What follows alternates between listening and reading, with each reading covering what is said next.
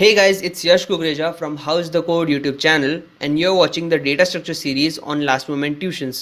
So guys, हमने इसके पहले वाले वीडियो में Q के ऑपरेशंस देखे थे जो हम लोग उसके ऊपर परफॉर्म कर सकते हैं एंड इस वाले वीडियो में हम लोग वही ऑपरेशंस को इम्प्लीमेंट करेंगे using the array in C language.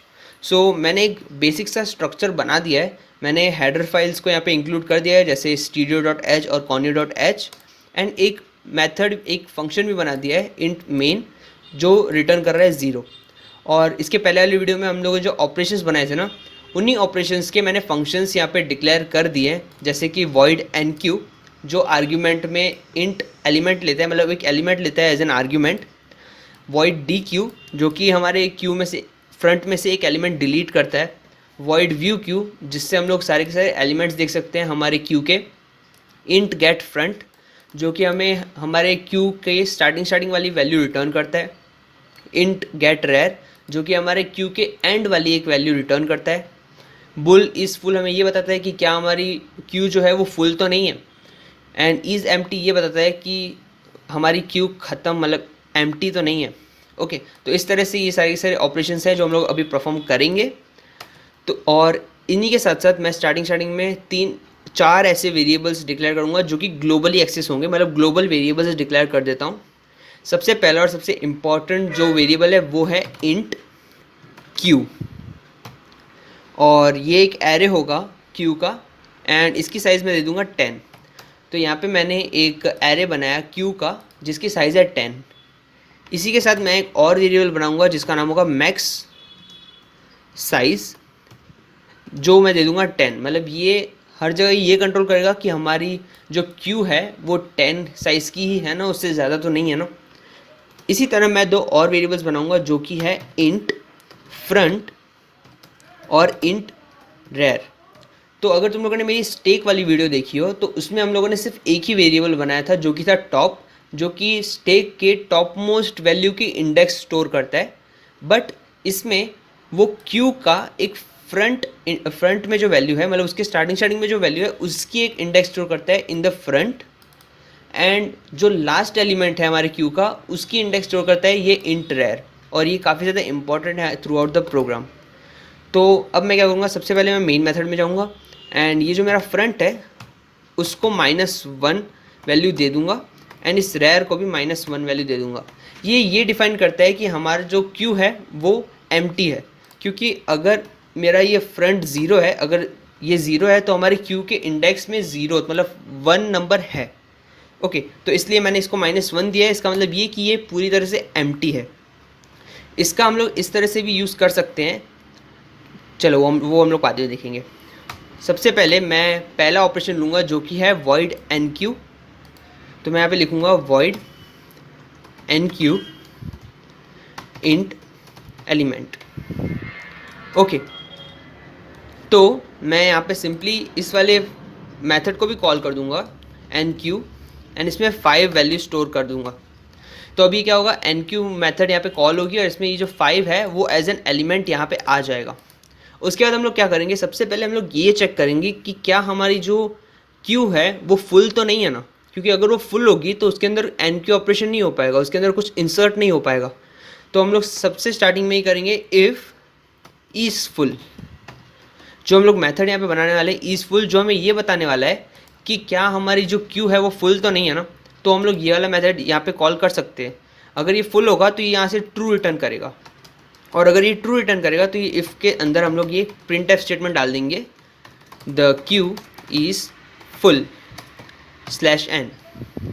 Okay और ये परफॉर्म नहीं करेगा कुछ भी. अगर ये फुल नहीं है तो फिर हमारे क्यू के अंदर हम लोग कुछ भी ऐड कर सकते हैं तो वो एल्स के अंदर जाके इसके स्टेटमेंट्स एग्जीक्यूट करेगा. तो मैं ये इज़ फुल भी है ना डिफाइन कर ही देता हूँ नीचे. तो मैं भी लिखूँगा बुल इज़ फुल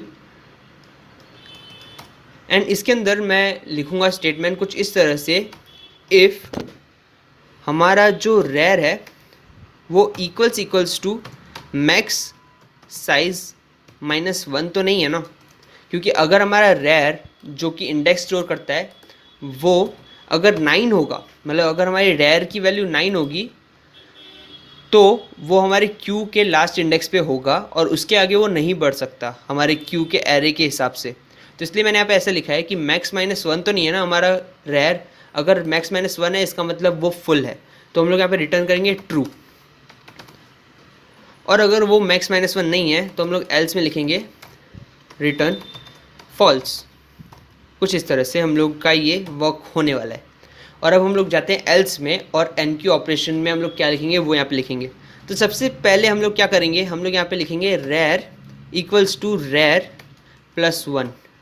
अब इसमें क्या होगा, हर बार हम लोग इसमें कुछ भी वैल्यू डालेंगे ना तो हमारी एंड में ये वैल्यू स्टोर होनी चाहिए। तो हम लोग को हमारे रेयर के इंडेक्स को एक के साथ इंक्रीमेंट करना पड़ेगा। तो हाल फिलहाल हमारा रेयर है -1, फिर हो जाएगा ये +1, तो ये हो जाएगा 0। तो हमारी पहली वैल्यू 0th इंडेक्स पे स्टोर होगी, और उसके बाद ये वापस से +1 होगा तो ये हो जाएगा 1, उसके बाद ये वापस से +1 होगा तो ये हो जाएगा 2, फिर +1, फिर 3। तो ये कुछ इस तरह से वर्क करेगा हर बार हम लोग एन की ऑपरेशन परफॉर्म करेंगे तो। और उसके बाद हम लोग सिंपली क्यू में रेयर्स इंडेक्स के ऊपर हमारा ये जो एलिमेंट है जो हम लोग यहाँ पे 5 स्टोर करवा रहे हैं वो यहाँ पे पास कर देंगे, सिंपल एज दैट। और उसके बाद हम लोग ये सिंपली प्रिंट एफ स्टेटमेंट डालेंगे और यहाँ पे लिखेंगे एनक्यूड %d कॉमा एन क्यू का जो ये रेयर इंडेक्स है उससे उसकी वैल्यू यहाँ पे दिखा देंगे इंस्टेड ऑफ %d। तो कुछ इस तरह से हमारी एन क्यू ऑपरेशन परफॉर्म होता है। बट इसमें एक डिसएडवांटेज है जो अभी तक हम लोगों ने नहीं किया है। हम लोगों ने यहाँ पे सिंपली रेयर की वैल्यू तो इंक्रीमेंट कर दी है, बट अभी तक हम लोगों ने इस फ्रंट वैल्यू को बिल्कुल भी चेंज नहीं किया है। तो इसे हम लोग चेंज कैसे कर सकते हैं, हम लोग एल्स में जाए ना तो हम लोगों को पहले एक चीज़ लिखनी पड़ेगी जो कि है इफ़ हमारा जो ये फ्रंट है वो इक्वल्स टू -1 तो नहीं है ना, क्योंकि अगर वो -1 है इसका मतलब फ्रंट को अभी तक हम लोगों ने हमारी फर्स्ट वैल्यू असाइन नहीं की है, इसके लिए वो अभी तक एम्प्टी दिखा रहा है। तो अभी तक हम लोगों ने इसको कोई भी वैल्यू असाइन नहीं की है तो हम लोग यहाँ पे उसे वैल्यू असाइन कर देंगे 0।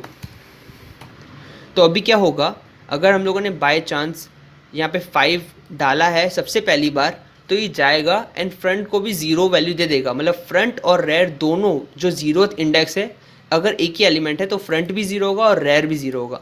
अगली बार ये वापस से आएगा अगर मैं यहाँ पे एक और एन की ऑपरेशन परफॉर्म करूँगा। फॉर एग्जांपल मैं यहाँ पे डाल रहा हूँ 6 और वापस से ही जाएगा तो ये देखेगा कि फ्रंट तो अभी 0 है, तो वो इस इफ़ में नहीं जाएगा, वो सिंपली रेयर को आगे करेगा। और इफ़ ये जो हमारा फ्रंट है वो 0 का 0 ही रहेगा, मतलब स्टार्टिंग हमारा 5 है एंड फिर जो रेयर है वो हमारा 6th हो जाएगा। एक बार मैं इसे एग्जीक्यूट करूँगा तब तुम्हें ज़्यादा अच्छे से इसका आइडिया आएगा। तो हम लोग क्या करेंगे ना, तुम लोगों को एक क्लियर अंडरस्टैंडिंग हो जाए ना, तो मैं ये इंट गेट फ्रंट और गेट रेयर नाम की भी एक मेथड बना देता हूँ।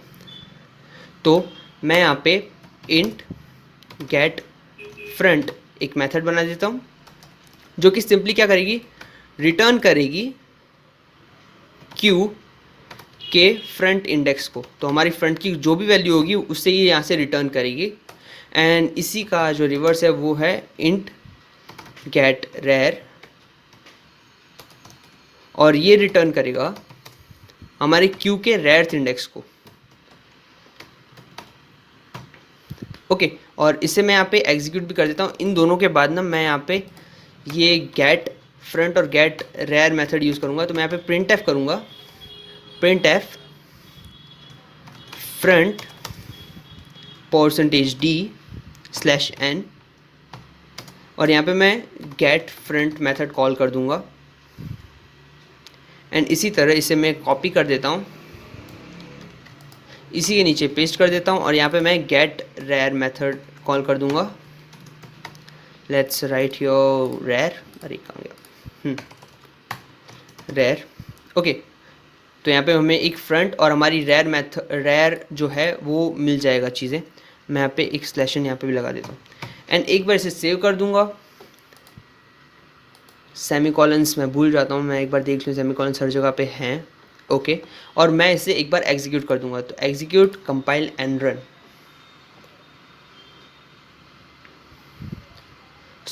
अभी तुम लोग देख सकते हो कि हम लोगों ने सबसे पहले 2 बार एनक्यू मेथड कॉल की थी।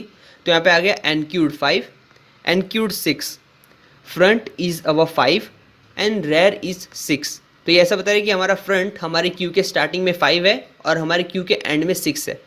अब बाय चांस मैं यहाँ पे एक और चीज़ एन क्यू करवाता हूँ, for example 4,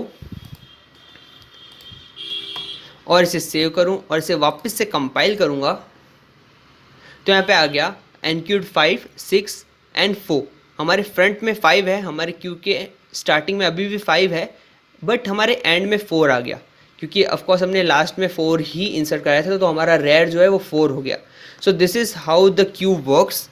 and I hope कि तुम लोगों को यहाँ पे enqueue operation, is full operation, get front and get rear operation अच्छे से समझ में आ चुका हो। अगर नहीं आया हो तो तुम लोग नीचे कमेंट कर सकते हो, आई विल रिप्लाई यू।